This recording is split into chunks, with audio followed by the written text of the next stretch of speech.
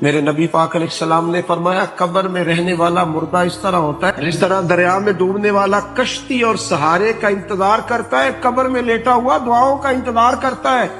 وہ وہاں لیٹا انتظار کرتا ہے کہ میرا بھائی میرے لیے دعا کرے، وہ انتظار کرتا ہے کہ میرا بیٹا میرے لیے دعا کرے، وہ انتظار کرتا ہے کہ میری بیٹی میرے لیے دعا کرے۔ دعا وہ قیمتی تحفہ ہے جس وقت قبروں میں جانے والے بھی انتظار کر رہے ہیں۔ کوئی دعا کرے، کوئی دوست دعا کر دے۔ اگر کسی کے بچے لیٹے ہیں تو وہ ماں باپ کی دعاؤں کے منتظر ہیں، دوست لیٹے ہیں تو دوستوں کی دعاؤں کے منتظر ہیں۔ اور میرے نبی کریم علیہ السلام نے فرمایا جب تم دعا کرتے ہو اس طرح دریا میں ڈوبنے والے کے ہاتھ سہارا آئے تو اسے خوشی ہوتی ہے، قبر والے کے پاس دعا پہنچتی ہے تو اسے خوشی ہوتی، ان کے لیے دعائیں کریں۔ میرے نبی پاک علیہ السلام نے فرمایا میری امت قبروں میں گناہگار جائے گی، نکلے گی تو نیکوکار